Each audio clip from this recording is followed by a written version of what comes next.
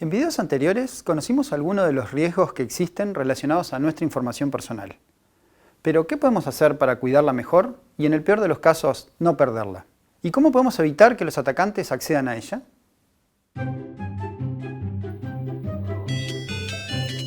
Sí, Mr. D, gracias por aguardar. Lamentablemente no se puede arreglar. Va a tener que cambiarlo. Ay, no me diga eso. Pero no se preocupe, el teléfono tiene garantía y le daremos uno nuevo.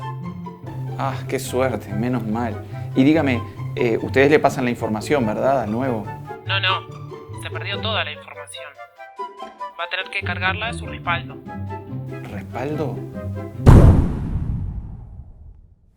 Lo primero que debemos tener es un respaldo de la información. Llamamos respaldo, copia de respaldo o copia de seguridad a las copias que hacemos de la información original de forma de poder recuperarla si la perdemos o la dañamos. Esto se puede hacer de varias formas. Una puede ser copiar los archivos que sean de interés en un CD o disco externo o subirla a servicios de almacenamiento en la nube. ¿Y qué es la nube? La nube es un servicio en Internet que, entre otras cosas, nos permite almacenar datos. Aunque realmente no sabemos dónde se encuentra guardada la información, podemos acceder a ella mediante un usuario y una contraseña, y así podemos mantener un respaldo de nuestros datos y acceder a ellos en cualquier momento y desde cualquier lugar. Pero esto nos plantea una pregunta importante.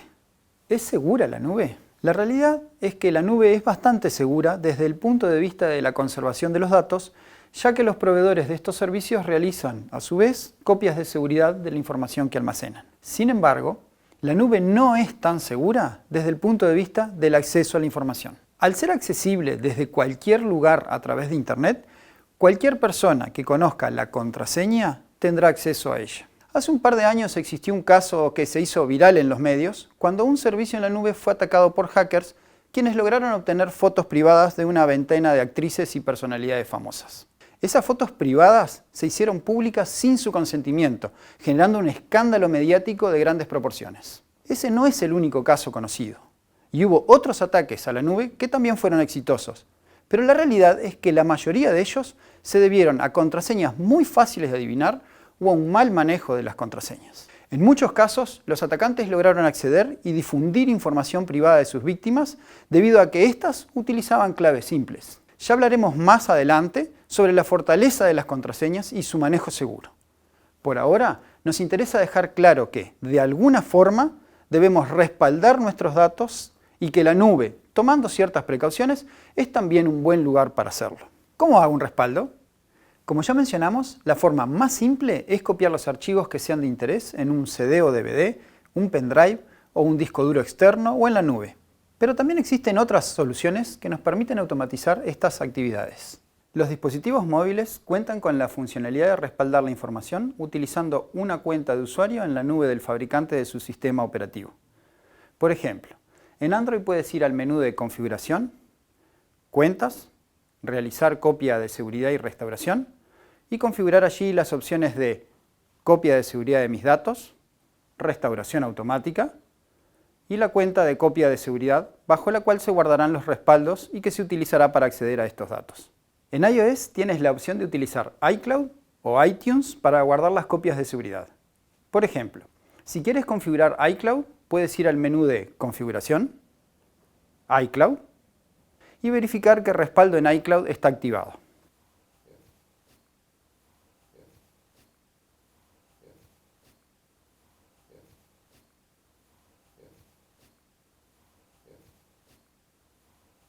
Finalmente, también puedes utilizar una aplicación específica para realizar los respaldos.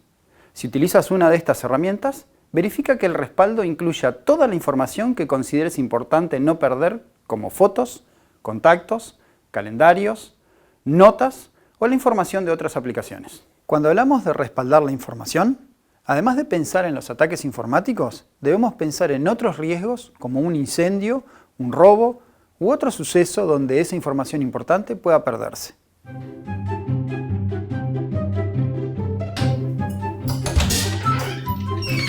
Hola. Hola. ¿Qué pasó? Hola, no sabes. Me robaron la mochila con el notebook. En ese notebook tengo todas las cosas importantes mías. Pero, ¿vos no tenés un disco duro externo donde respaldas todas tus cosas? Sí, el disco lo llevaba en la misma mochila. Las copias de seguridad deben guardarse en un lugar diferente y separado de donde se encuentran los datos originales. Es decir, si tengo en mi laptop en un bolso, la copia no debería estar en el mismo bolso, ya que si se pierde, le pasa algo o es robado, perderé tanto los datos como la copia. Así que es fundamental dejar nuestro respaldo en un lugar físicamente separado. Además, dado que la información que guardamos cambia mucho, es imprescindible crear nuevas copias de seguridad en forma periódica para que estén siempre actualizadas y sean lo más parecida posible a la información original. Idealmente, esto debería hacerse en forma automática para no tener que recordar hacerlo, pero no siempre es posible. Otra cosa importante es asegurarnos de que el respaldo funcione. No sea cosa que si un día nos pasa algo con la información original, no podamos acceder al mismo y perdamos la información.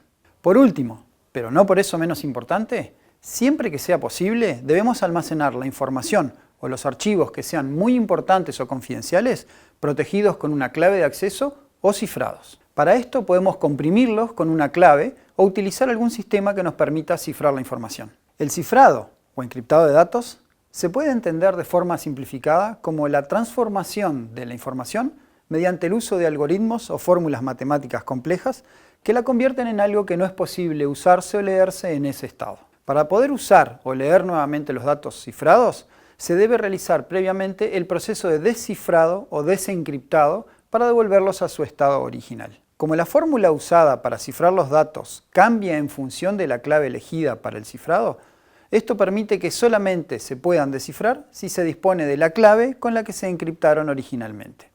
Herramientas de uso gratuito como 7zip y otras nos permiten encriptar archivos. También muchos sistemas operativos tienen esta funcionalidad incorporada, pudiendo cifrar incluso la totalidad de un disco duro de forma totalmente transparente para el usuario, permitiendo que solamente ese usuario pueda ver y usar el contenido de ese disco.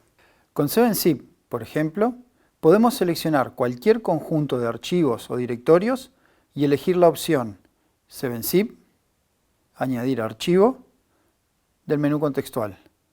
Luego ingresamos una contraseña en el área de encriptamiento y seleccionamos el tipo de cifrado, por ejemplo AES-256, que es muy seguro, y marcamos encriptar nombre de fichero. Una vez creado el archivo, este ya no podrá ser leído si no se cuenta con la clave para desencriptarlo. Noten que el proceso de encriptado o cifrado de datos y la compresión de datos son cosas totalmente independientes. Podemos crear archivos comprimidos sin cifrado, archivos cifrados sin compresión o combinar ambas características a nuestro gusto.